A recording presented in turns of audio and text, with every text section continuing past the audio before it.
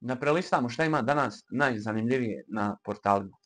I ja mislim da ovi portali samo glume da ne rade za istu stranu. Ne znam šta to znači raditi za istu stranu, ali tako osjećam. Ovako. Blokiran je bulevar Mihajla Pupina u Beogradu. Protest na Novom Beogradu zbog hapšenja aktivista. Policiji istekao rok.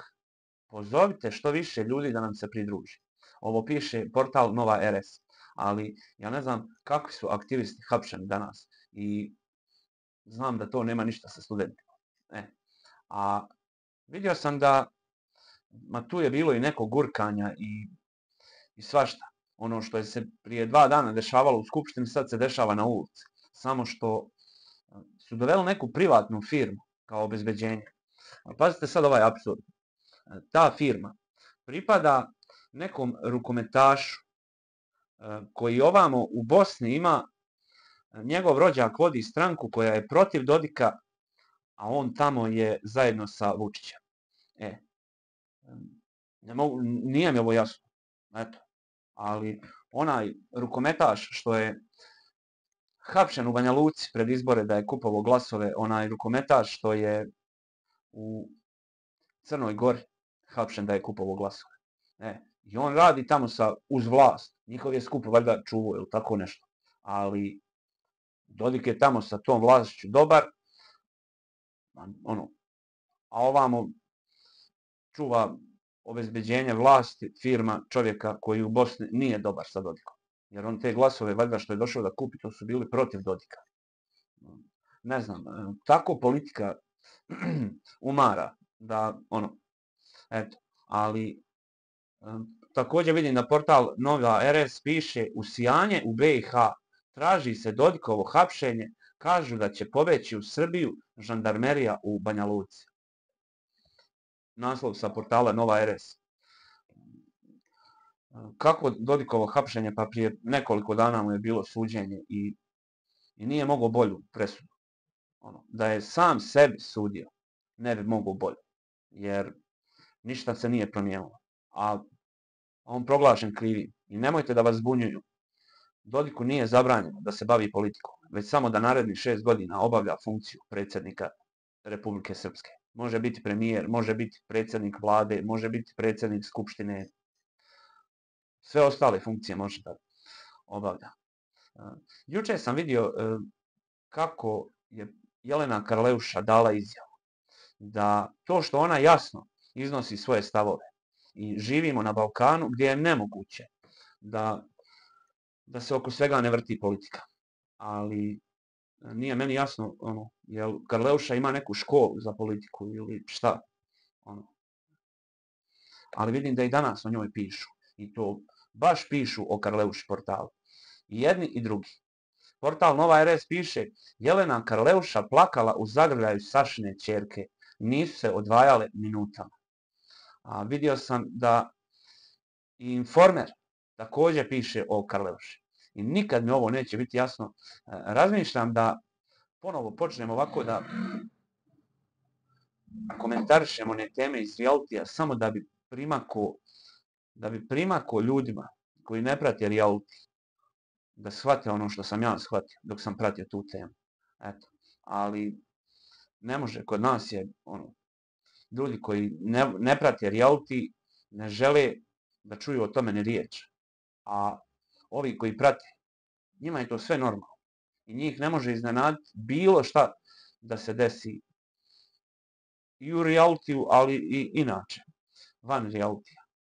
Ne mogu da nađem sad gdje sam vidio to za Karleušu. Portal Informer.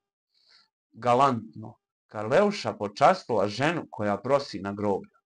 Nije štedela. I portal Nova RS i Informer piše o Karleuši. Time joj dižu popularnost. Nikad mi neće biti jasno zašto portalu nikad nijedan moj video nisu objavili. Možda zato što sam ja shvatio igru koju oni igraju. Ali također mi nije jasno, ima još ljudi koji su shvatili njihovu igru. Naprimjer, ona plava novinarka što je radila na Happy, a sad radi na Kuriru. Ona redovno dovodi u emisiju Borojevića i onu ekipu koji iznose teorije zavjere i ne znam, ljudima to bude zanimljivo gledati to što on priča. Uopšte se ne pitaju da li je to istina, uopšte ne odu da provjere. Jer tako sam ja shvatio da ono što Borojević tvrdi nije istina. Ali izgleda da ta novinarka ne može da shvati i još ostalih novinara ima koji ne mogu da shvate. Evo vidim da i portal Srbija danas zaboravili na sve loše. Jelena Karleuša sa članom žirija Zvezda Granda. Jel može meni neko da objasni zašto oni njoj ovoliko daju na popularnost? Jer nije mi jasno. Ali eto, nema veze. Da vidim šta ima ovi bosanski portali šta pišu. Nižu se reakcije nakon neustavnih zakona Republike Srpske. Nove Dodikove zapaljive poruke. Naslov na dnevnom alazu. Sljedeći naslov. Vučić najavio razgovor s Putinom i poručio Srbija će dati sve od sebe da u Bosni i Hercegovini sačuvamo mir gotovo po svaku cijenu. Ja ne mogu da vjerujem da neko 30 godina posle onog što se dešavalo 90-ih i dalje daje izjave kako će sačuvati mir. I onda sutra kad ne bude ništa, a ja i govorim da neće biti ništa, ispadne da je eto neko sačuvao mir. I tako oni nas 30 godina vrte. Ali mene ne vrte, ima jedno 10 godina kako sam shvatio ovu igru. I ne razumijem uopšte zašto političari iz federacije, ma ne samo političari, i obični ljudi, zašto pridaju značaj ovakvim ljudima koji namjerno daju takve izjave da bi skrenuli pažnju sa ekonomskih tema. Jer vidim da su i političari iz federacije, naslov na dnevnom alazu, klub Bošnjaka se nije žalio, Dodik potpisao. Ja ne znam na šta se klub Bošnjaka nije žalio i šta je Dodik potpisao, ali znam da ništa neće da se promijeni. Jer ima prošle godine u avgustu, kad je dolazio jedan gospodin iz Amerike, tad je Dodik dao izjavu da nikad nije ono ranije izjavljivo što je izjavljivo. I zašto onda se ljudi potresaju oko njegovih novih izjava i to zašto pridaju značaj, ali ja mislim da